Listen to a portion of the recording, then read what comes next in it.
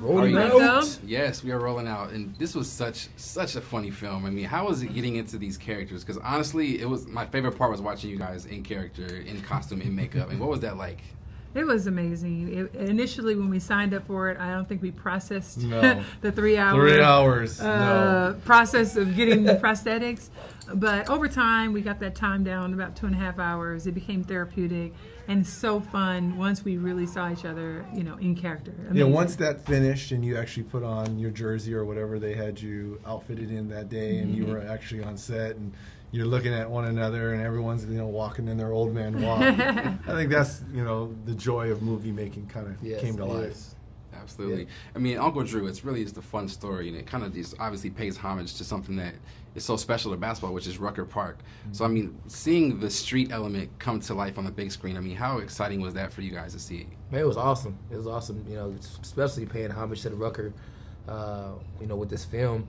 And us being there, because we all had, childhood dreams of, playing on any stage. But on top of that, playing at the Rucker is like something magical that, like you said, Dr. J, so many different greats have been there and got their names. And like Reggie said earlier, there's so many guys that played in the Rucker that never made it to the NBA, but yet they're famous by being street ball legends, you know what I'm saying? So the name carries on. So this is, a movie that hopefully this is one of the best basketball movies ever made, and people will love it just like you say you did, watching it. Families, boy, if we get in that conversation of ever made basketball movies, that's fire. We have a whole new audience with the millennials, with our my son is 8, my daughter is 11, and they just really loved it and fell in love with the characters, not even realizing like who they are as people that they met them already. But that's the beauty of it, that we're reaching a whole new audience who's not familiar with the Hoosiers, back in the day, or even remember the Titans. Yeah, for sure. I mean, talking about that a little bit, it's the different of generations when it comes to their appreciation for basketball. Is the love of the sport the same? Do you think it's the same no matter what age you are and your appreciation for the sport?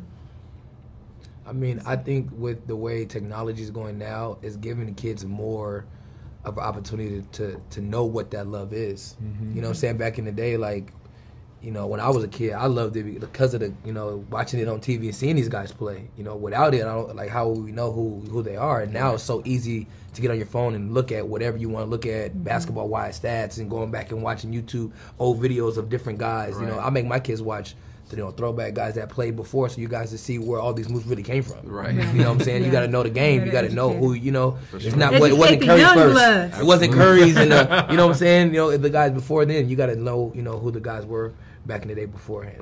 Right. And speaking of those young bloods, there's a lot of people today there's a lot of talk going around about who's the greatest, the GOAT of all. But what are your guys' thoughts about being called the greatest of all time, given the differences in the way that the style of the game is played, from the hand checking to, today there's a lot more freedom to be. That's why I try to stay away from that, because different eras and different rules. And it's hard to, if people want to equate LeBron James, Michael Jordan, people forget about Kareem Abdul-Jabbar, who had a skill set and a shot that was unguardable in the sky hook. Nobody's brought it back. And no one, I mean, that's one shot that has never, ever been duplicated. So, and then the skill set of Hakeem Olajuwon at that size, to be that talented.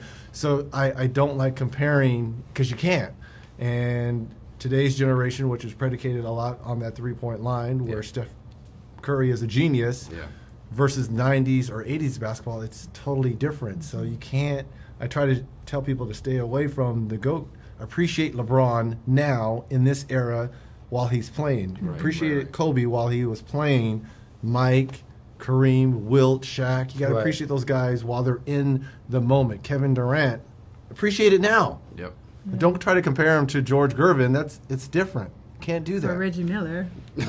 Just saying. A real shooter, sniper gang. He was the real first sniper gang. You want a real killer? Real killer. For sure. We appreciate you guys' time. We look forward to more of your work, and hope you guys go on camera for many more. Uncle Drew too. Absolutely. Thank you.